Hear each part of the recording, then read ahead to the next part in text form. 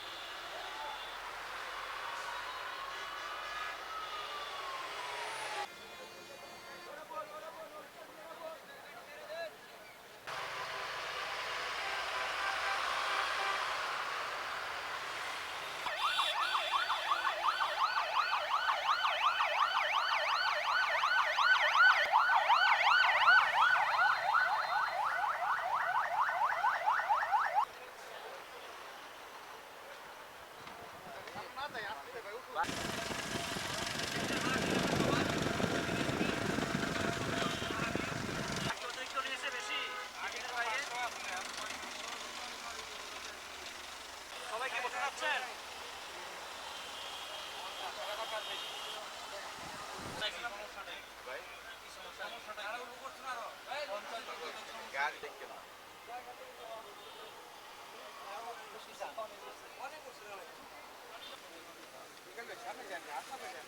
সামনে না গেলে তুমি ছবিটা পাই না।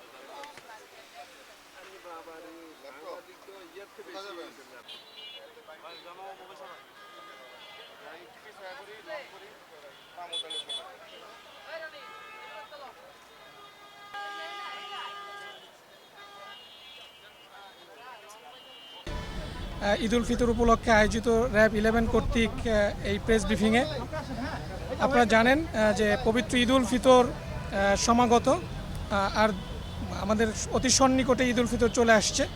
তো অলরেডি সরকারি ছুটি শুরু হয়ে গেছে এবং এই ছুটিকে কেন্দ্র করে আমাদের ঢাকা থেকে এবং বিভিন্ন জেলা শহরগুলো থেকে সাধারণ মানুষজন যারা চাকুরিজীবী বিশেষ করে তারা এই ঈদটাকে তাদের পরিবারের সাথে আত্মীয় স্বজনের সাথে উদযাপন করার জন্য তারা তাদের যে নারীর টানে তাদের গ্রামের বাড়িগুলোতে যাবে এবং সে উপলক্ষে হাইওয়েগুলোতে অনেক যানবাহনের চাপ বৃদ্ধি পাবে। বিশেষ করে আপনারা জানেন যে ঢাকা চিটাগাং হাইওয়েটা হচ্ছে বাংলাদেশের লাইফ লাইন, এটা খুবই ইম্পর্ট্যান্ট একটা হাইওয়ে।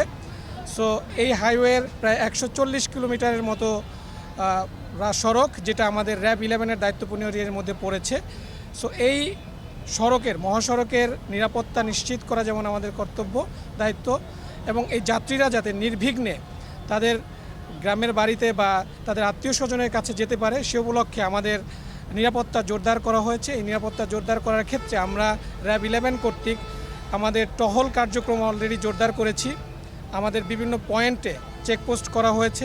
এছাড়াও আমাদের গোয়েন্দা পোশাকে গোয়েন্দা নজরদারিও বৃদ্ধি করা হয়েছে, বিশেষ করে যাত্রীরা যাতে কোনো প্রবলেম ছাড়া তাদের গ্রামের বাড়িতে যেতে পারে, কোনো মলম পার্টি, অজ্ঞান পার্টি অথবা ছিনতাইকারী চাঁদাবাজির সম্মুখীন না হয় সে লক্ষ্যেই আমাদের এই ব্যবস্থা। তো অলরেডি আপনারা দেখেছেন যে আমাদের টহল কার্যক্রম চলছে এবং ঢাকা চিটাগাং হাইওয়ে এখন পর্যন্ত কোনো জ্যামজট মুক্ত রয়েছে এবং কোনো ধরনের অপ্রীতিকর ঘটনাও আমাদের কাছে এখনও আসেনি।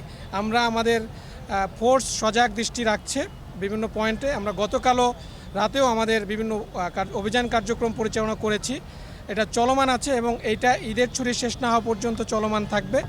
এবং এই যানবাহনের সাথে সংশ্লিষ্ট যারা আছেন তাদেরকে আমরা রিকোয়েস্ট করব আপনারা যাতে যাত্রীরা সুন্দরভাবে যেতে পারে সেই হিসাবে আমাদেরকে সহযোগিতা করবেন, যাত্রীদেরকেও সহযোগিতা করবেন, অতিরিক্ত ভাড়া আদায় যেন না করা হয়। এবং যাত্রী সাধারণদেরকেও বলবো যেন আপনারা নিজেরাও একটু সচেষ্ট থাকেন, যেন কোনো ধরনের অপ্রীতিকর বা এই যে মলম পার্টি অজ্ঞান পার্টির খপ্পরে না পড়েন, যাতে আপনারা নির্বিঘ্নে আপনারা আমাদের গ্রামের বাড়িতে যেতে পারেন সেই দোয়া কামনা করছি এবং প্রত্যাশা করছি। সো আই উইশ যে এটা খুবই সুন্দর একটা ঈদ উদযাপিত হবে।